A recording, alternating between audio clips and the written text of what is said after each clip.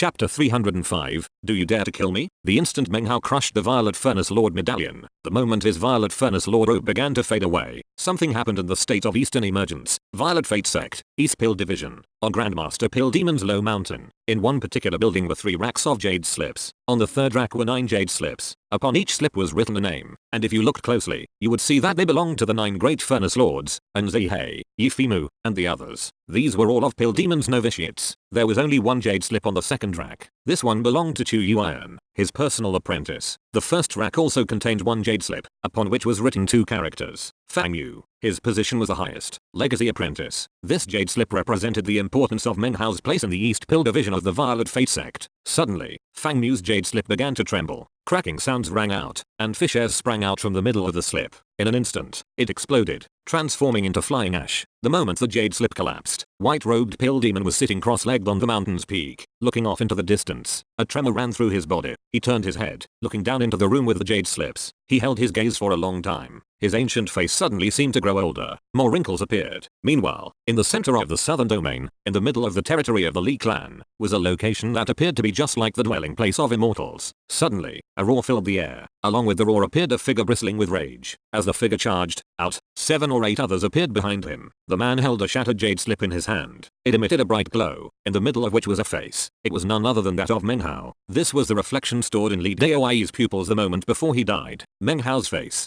Daoyi howled the old man, lifting his head to the sky and letting out a howl. A Dao child of the clan had been slain. Such a thing was said to have occurred to the Wang clan years ago, but it turned out to only be a rumor. Even still, it had shocked the southern domain. Now, it really had happened to the Li clan. This time, it was no falsehood. This Dao child really had met his death. I don't care who you are, the old man raged. You killed a Dao child of my Li clan. No matter which sect you belong to, you shall die. He and the 8 figures shot off into the distance. Behind them, even more cultivators of the Li clan followed, dozens. They transformed into prismatic beams of light that shot toward the rebirth cave at such speed it seemed possible they would tear a hole into the sky. At the same time, in the Wang clan of the southern domain, deep within that endless chain of mountains, was the lava cave of the 10th patriarch of the Wang clan. Suddenly, the lid of his coffin shattered into pieces, and the 10th Wang clan patriarch slowly rose to his feet. He walked into the lava, and as he did, it slowly cooled and grew dark, as did the cave. As one of the legendary Wang clan patriarchs once said, all living things sow karma. Therefore, karma must be reaped. With life, comes death. Today, I will help you. Yes, it's sowing karma, but in the future, I will consume you, and that is the reaping of karma that you must pay. Today, you will not die. However, that merely indicates that in the future, you will belong completely to me. The 10th Wang clan patriarch laughed hoarsely as a red glow surrounded his body. I haven't been out in so long, he muttered lightly, then disappeared. Near the rebirth cave, within the mental realm of the immortal's corpse, in the depths of the maze, Meng Hao stood next to Li Daoyi's corpse, breathing heavily. From the moment he had revealed his true features, Meng Hao had been in constant deep thought. Li Daoyi had to die. The instant Meng Hao had heard Ji Hongdong's words, Li Daoyi's fate had been sealed. He must be killed. Only dead men can truly keep secrets. One Su Qing had her secret, as did Meng Hao. Were word to get out, Su Qing would face unspeakable danger to her life. In fact, her death would be certain. Therefore, Li Daoyi had to die. However, there was a polar difference between dying beneath Fang Yu's hand, and dying beneath Meng Hao's. Meng Hao was no longer the ignorant youth he had been when he first entered the cultivation world. In his years practicing cultivation in the Violet Fate Sect, his understanding of things had grown exponentially. How could he not understand that the death of a Dao child of any sect would instantly be made known to that sect? Furthermore, they had techniques to be able to reveal the appearance and key of whoever did the slaying. Even determining the exact location where it had happened would not be difficult. It might be possible for the meat jelly to help him cover up the truth from the Li clan. However, Meng Hao wasn't confident enough to take that risk. Meng Hao was well aware of the situations and the ramifications. Therefore, he could not kill Li Daoyi while wearing the face of Fang Yu. As such, he had no choice but to discard that identity. As for Ji Hongdong,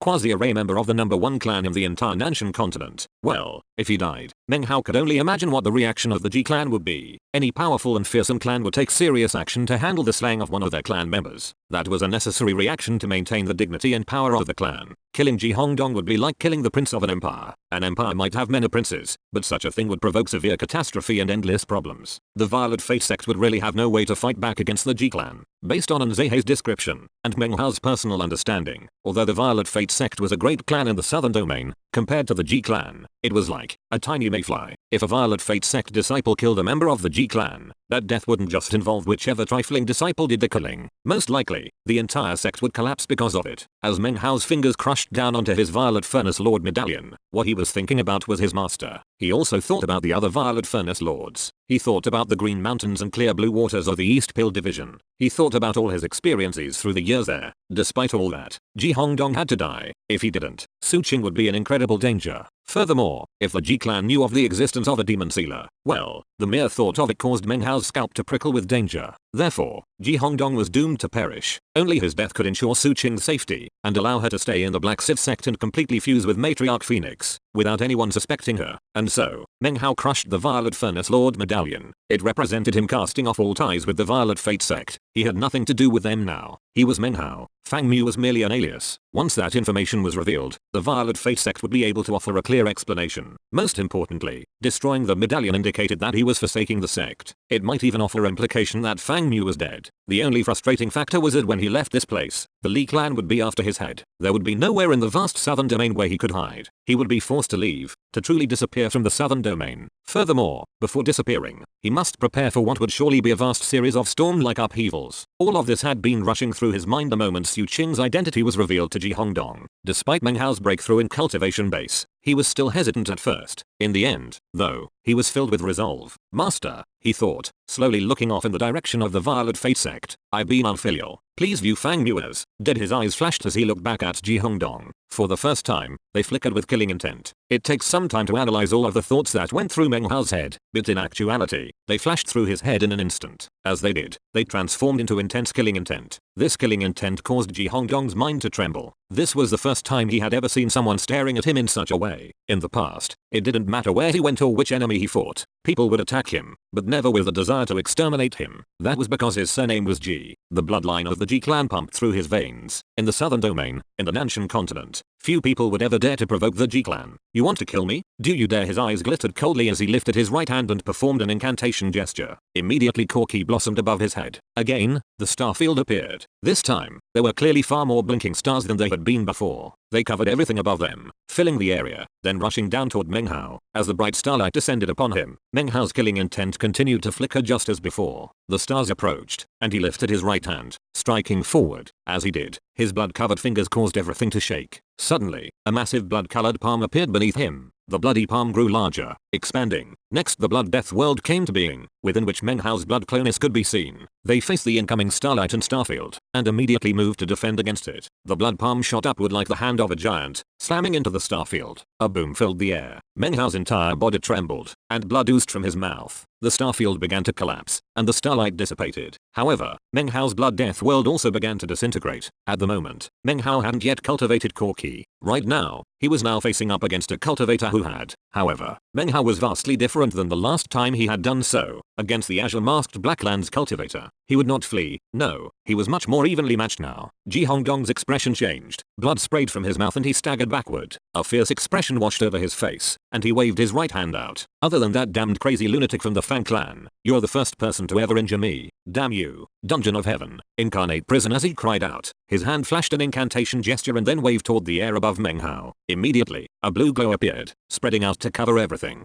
It transformed into a blue sky complete with white clouds, its own heaven. Even stranger, this sky covered Meng Hao only. Everywhere else looked just as it had before. Let ring the bell of the east. 9 exterminations. Use the will of the heavens to destroy the body. Use the gaze of the firmament to punish the spirit. Use the bloodline of the Ji clan to punish this person with heavenly tribulation. Veins of blood filled Ji Hongdong's eyes. He lowered his finger, and the blue swath of heaven above Meng Hao filled with roiling black clouds. Thunder crackled, and even more shockingly, it seemed lightning would soon fall. You want to kill me? You're not qualified. Ji Hongdong slapped his bag of holding, and a silver bell appeared in his hand. Immediately, a clearing sounded out. Use the bloodline of the Ji clan and the guidance of the bell of the east to call forth the judgment of the will of the heavens against this Meng Hao. Die. His face distorted with rage as he let out a roar.